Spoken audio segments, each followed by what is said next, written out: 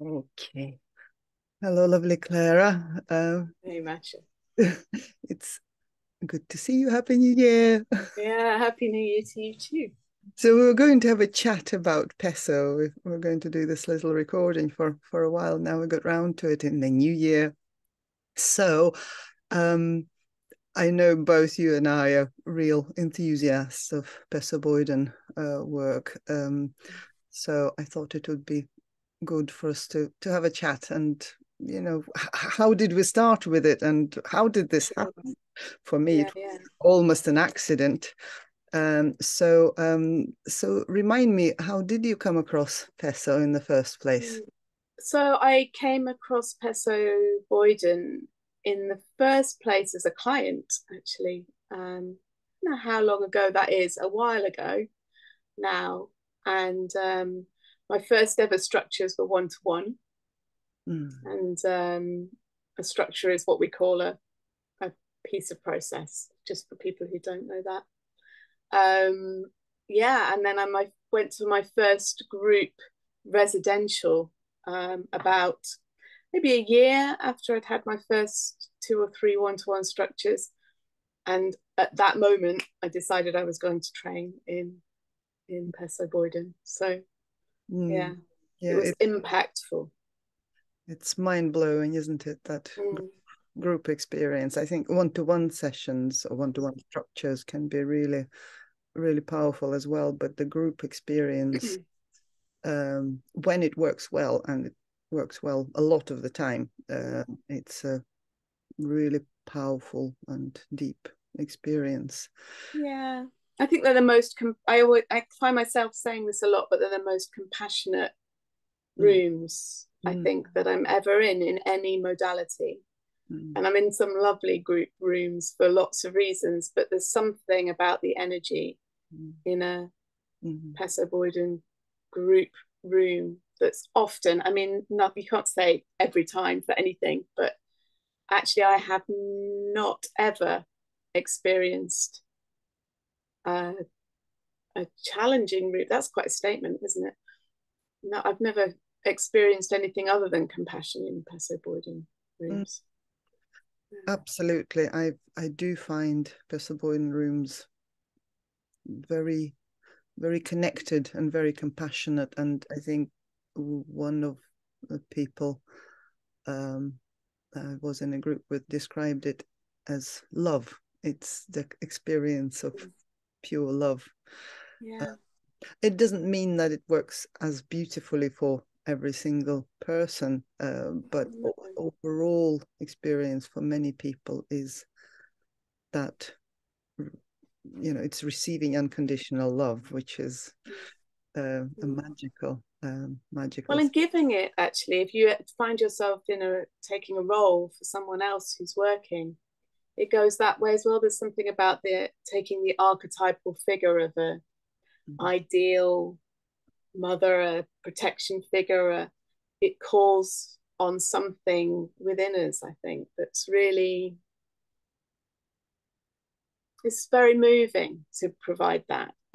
I found that for myself, and somehow I've got a protection figure in my mind at the moment, but somehow you stand there and you're this protective figure for someone else, but somehow we lend our hearts and our bodies and our being to the service of someone else for that piece of work, Yeah. and I think that can be a really beautiful thing and a moving thing, and sometimes a really intense thing. I think that it can be very intense.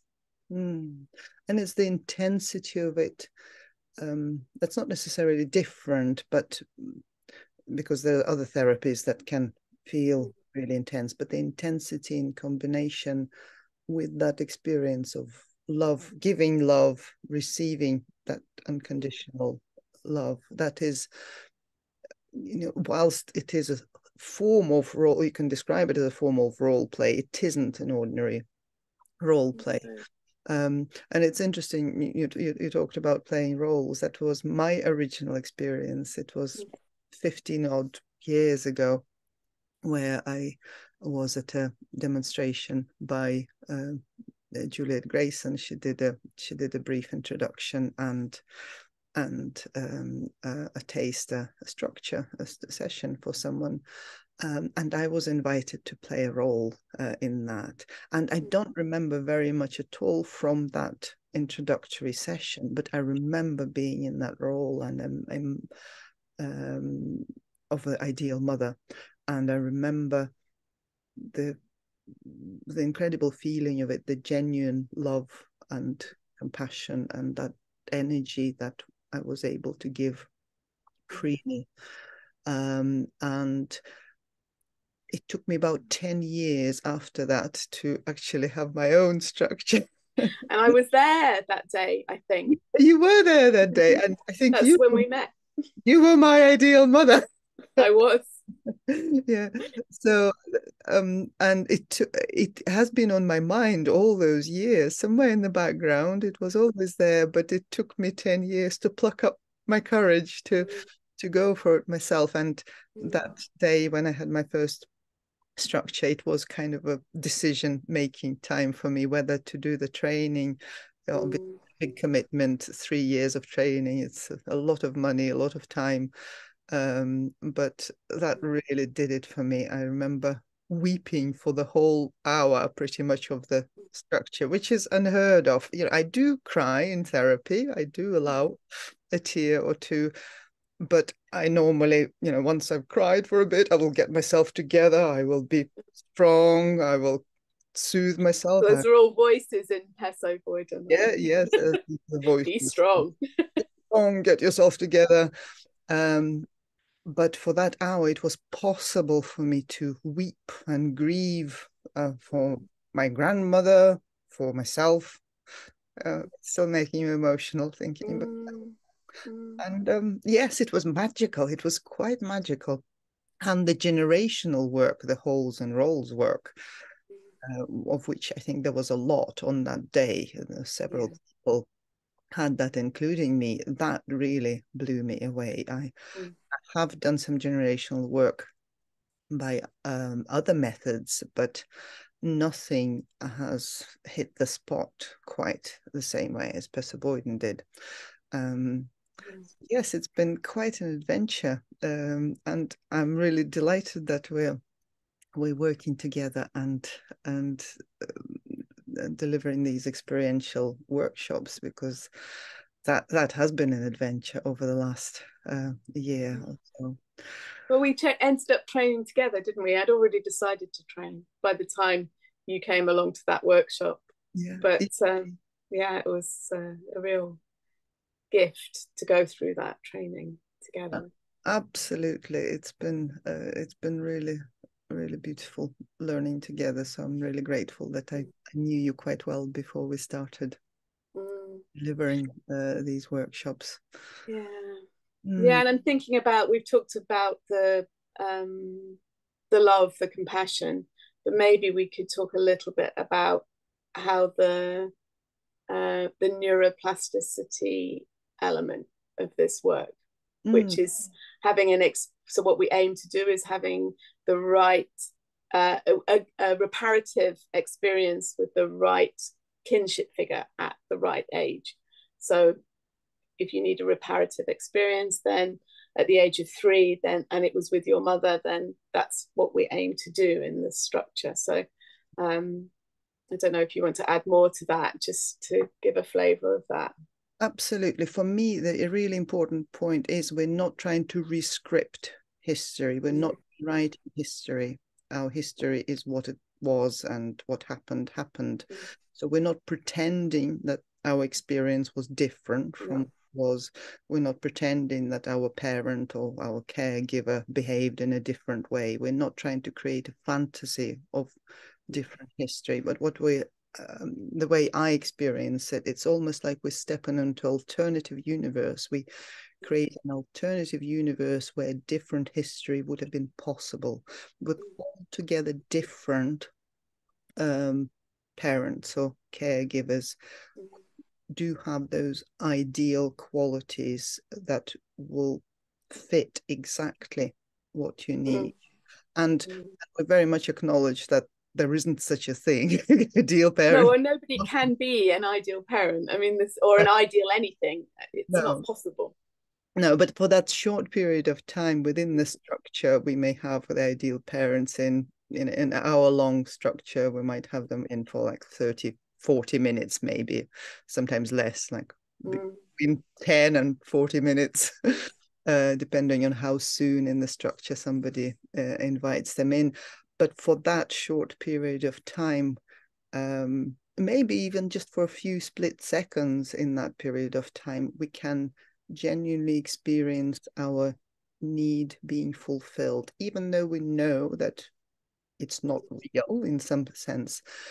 There is an embodied experience of support or love or protection, whatever it is that our need is that hadn't been fulfilled at a particular time in the past. We can experience what would have been like if it was fulfilled. And because it's an embodied experience, as you said, the nervous system is able to register it and remember it and store it as a real experience. And whilst I haven't forgotten some of the more difficult stuff that happened in life, or the stuff that hadn't happened that should have happened, I also have that embodied sense of a different experience. And I don't tend to get many pictures, so I don't visualize my ideal parents. I don't have a clear imagery of that, but I definitely have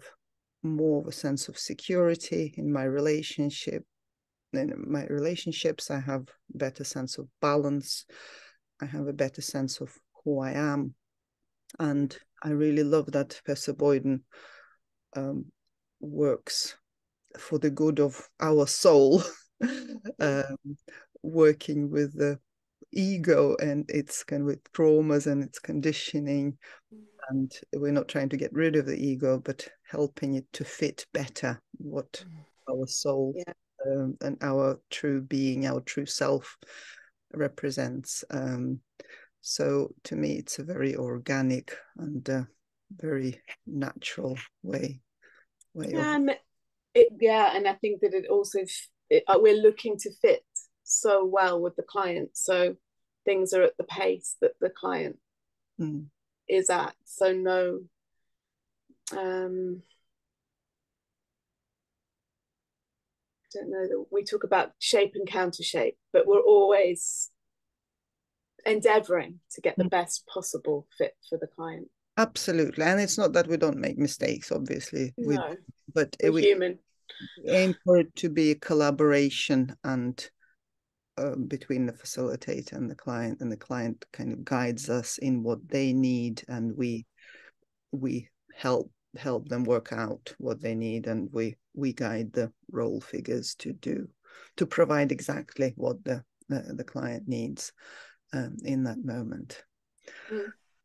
So is there anything else you want to say in this? We might do a more formal educational video at some point. Yeah, I'm aware there's a lot of words flying around that are like, oh, if you've never come across Pesso Boyden before, might need some unpacking. But I maybe want to, what's been going through my head is, so Al Pesso developed this method with his wife, Diane Boyden. And I really, Al Pesso's words make me smile sometimes. And he called Pesso Boyden the new memory shop. And I really like that. It's quite snappy. We're making a new memory that sits alongside the old memory and takes the load off the original trauma. Yeah, I love that as well. A new memory shop. That's so come to our shop. Clara and I have a shop. Also, I deliver workshops with our good colleague Pete. And I deliver them with our good colleague John. So so you do in London, in London area, and I think Clara, you might have space for space for online clients as well. I'm not taking on new people at the moment, but you might have some space for that.